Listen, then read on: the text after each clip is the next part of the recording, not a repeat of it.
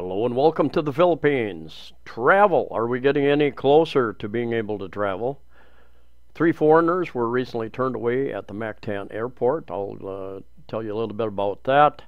Tell you a little about they're starting to loosen up on some of the quarantine requirements. So maybe that is just a little step, very little step in the right direction. I'll talk a little bit about the logistics that we face going forward. And a question for everybody: doesn't this all have to end sometime? Sooner or later, the nations of the world have to understand they're going to have to live with this, deal with it, try to protect the most vulnerable, and there are the most vulnerable groups: the aged, those with comorbidities. Some of you will say, no, it's never going to end. This is part of a program to help control people, to make them to not only control them but to track them. And there are a lot of tracking systems going into place as we speak. Others will say that yeah, it has to end. Others, some think that it's good if it never ends. But in the end, the world economy suffers. But the world economy is made up of individuals, made up of people who have lost their livelihoods, who have lost family members to other issues because of the lockdowns. Anyway, let me get into the news before I get on a long rant here. Love does not conquer all. There were 3 foreigners, all with romantic interests from the Philippines, were turned away on their arrival at Mactan, Cebu International Airport recently after they failed to present valid entry visas, according to the Bureau of Immigration. 2 of the passengers, an Australian and a German, were turned back by immigration officers on Tuesday after arriving from Singapore. The 3rd passenger, an American, was turned back after he arrived on Saturday, October 2, from Los Angeles, USA. 2 of the foreigners said their spouses were Filipinos who were not traveling with them, while the 3rd foreigner said he was here to visit his Filipina fiancée. All 3 claimed not to know that they were supposed to get a visa before traveling to the Philippines. These incidents prompted the BI commissioner to remind foreign nationals that the Philippines is still closed to foreign tourists due to the COVID-19 pandemic, and that only aliens with valid and existing visas are allowed entry. Morente advised tourists or temporary visitors coming to the Philippines for business, humanitarian, or other meritorious reasons to apply for 9A visas and entry exemption documents from any Philippine embassy or consulate abroad. You need to go to the embassy or consulate in the country that you're from and apply for the proper visas before coming here. You cannot just show up and say, hey, I'm married. Morente said airlines also have a responsibility to check that foreigners who book their flights to the Philippines have valid visas. Now, do these guys have to pay for their flight back? I would presume so. Airlines are subjected to administrative fines if they board improperly documented via. Where'd that go? Airlines are subjected, the very bottom down there. Airlines are subject to administrative fines if they board improperly documented foreign nationals. Hence, we wish to reiterate the importance of proper documentation to avoid such incidents. He did not name the airlines involved in the incident. All right, jumping over to philstar.com. Philippines okays new quarantine protocols for travelers from green and yellow countries, October 8th, 2021. So let's go down here and just take a look. This unfortunately will not apply to most of you, but will for some of you. Philippines on Friday started the implementation of shorter quarantine protocols for international travelers coming from countries classified as low risk and moderate risk for COVID-19. And you know, it's interesting because I've checked the travel sites, and each country has their own list, and they have different different ways of categorizing countries.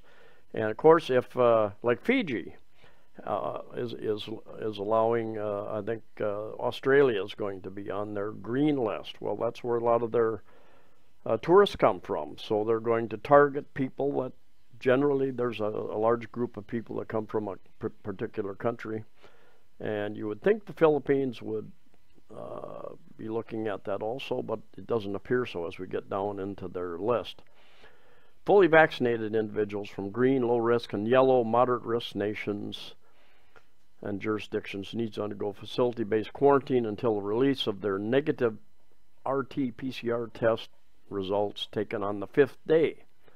So that they got to stay at least 5 days and then wait a day or 2 or 3 for the results.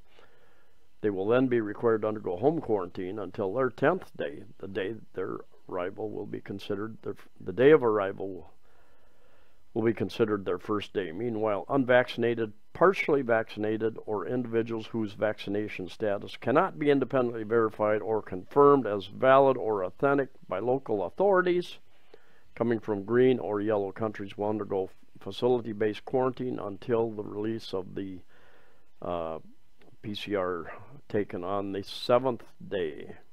After that, they need to undergo home quarantine until their 14th day. Foreign nationals are required to secure their own pre-booked accommodation of at least 6 days for the full inoculated. Foreign nationals are required to secure their own pre-booked accommodation of at least 6 days for the fully inoculated, and at least 8 days for the unvaccinated, the partially vaccinated, and individuals whose vaccination status cannot be independently confirmed as valid or authentic. And then it goes down here, and you can read through those requirements. Certification for of your results by the Philippine Overseas Labor Office in the country of origin, VaxCert, digital vaccination certificate, or Bureau of Quarantine issued international certificate of vaccination or prophylaxis for Filipinos or foreign fully vaccinated in the Philippines. National digital certificate of the foreign government which accepted the VaxCert PH under a reciprocal arrangement, or BOQ issued ICV for non-OFWs and foreigners fully vaccinated abroad. Here is the red, yellow, and green countries. Red list. Bermuda, so the only one on the red list presently. Green list. And you can read down there, let's see, New Zealand is on the green list. And I don't have a lot of subscribers from some of these other countries, all listed, island type countries. Syria. Syria's on the green list. That's interesting. All other countries and territories are on the yellow list. Logistics, inclusivity, discrimination or non-discrimination. I'm going to get into more of the logistics later. How does the industry and nations all of a sudden start bringing in tens of thousands, hundreds of thousands, millions of people again after shutting down the world's economies going on, 19 months going... How does that happen? All the logistics involved. Very difficult. Anyway, inclusivity. There are a number, I think the nations in the European Union, for instance, the Travel Association, which includes the airlines, for some time have been trying to come up with various types of passes, which, of course, they discriminate and are not inclusive, but there are 3 categories that help include most people, but not everybody. There's those who have been vaccinated. The problem is different countries accept different vaccinations. Now, in fact, Israel, and I'm sure other countries will do the same thing. Those who had 2 vaccinations, they're fully vaccinated, their travel pass is no longer any good within Israel, because now they require the third booster shot? And will there be a fourth and a fifth and a sixth? Will it go on forever? How did she get in my video? I'm not sure. Anyway, there are these various passes around the world, the European Union, the travel industry. There are three categories that they list. First, those who have had the virus and have recovered have natural immunity. They have antibodies they've built up. There are several studies, very large studies now, and even quotes from scientists out of some of the pharmaceutical companies that your natural immunity probably gives you a much greater number of antibodies than the vaccines do. Quote from scientists at some of the pharmacy companies. And there's very, very large studies that say the same thing. Natural immunity gives you greater number of antibodies, and they probably last much longer, maybe a year, maybe a lifetime. So that is one category. And a category that the pharmacy industry and some of the governments are fighting because they want everybody to get vaxxed regardless, which doesn't make any sense at all. The second category is if you've recovered. Well, that's the first category. The second one is if you show a negative test, just like to travel many places in the Philippines, different parts of the world, you've had to show a negative test that will allow you to get a pass to travel. And the third category is somebody who has been vaccinated with one of the approved vaccinations. Now, the other issue there is that the effectiveness, efficacy, I think, of the vaccines is waning after about 6 months. It appears. That's what I read in the mainstream news. And those of you who only read the mainstream news, I suggest you go and check out some alternative news sites, because there's a whole lot of information out there that is being censored, and it is just so bizarre, the world that we live in, that Facebook is the biggest the biggest thief here, in that they're stealing and they're censoring so much of the scientific and medical discussion. So they're stealing the discussions, the free discussions, the free speech from the populations. So going forward, what we're going to find is the old vaccines, many of you have been double vaxxed. In a period of time, they will be obsolete as new and better, quote unquote, better vaccines come online. I think Merck and others, some are coming out with nasal sprays that are a vaccine.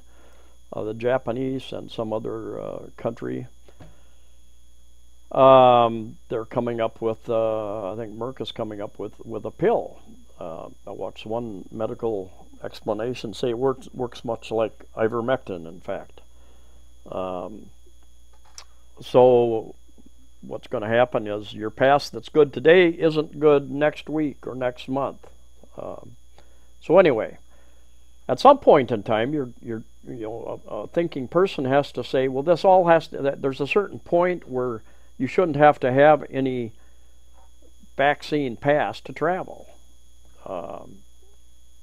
Going forward, right now, there are hundreds of millions of people all over the world who have recovered from the virus. So that should be a big factor in deciding travel and plans in the future.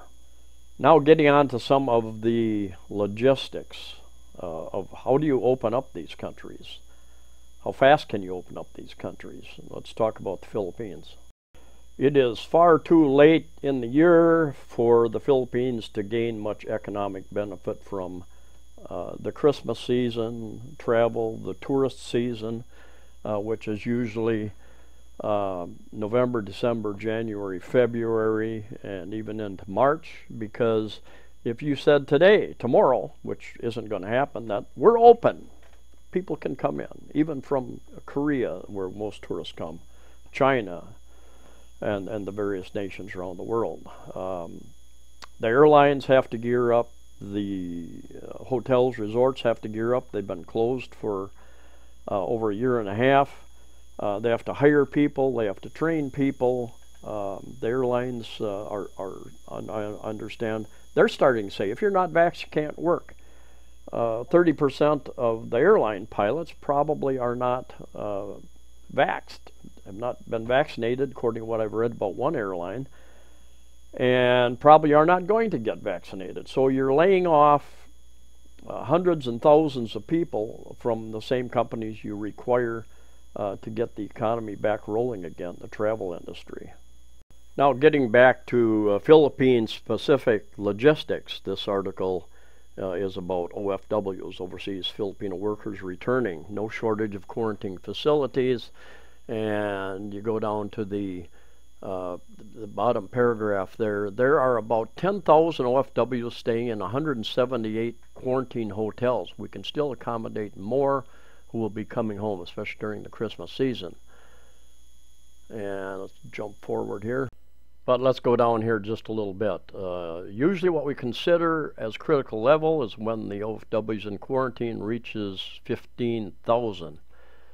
And we're far from that figure. Now, my understanding is that the airports, primarily the Manila Airport, NAIA, and Cebu Airport, are where international travelers are coming in presently, Filipinos and foreign travelers, and they're allowing about 2,000 people per day.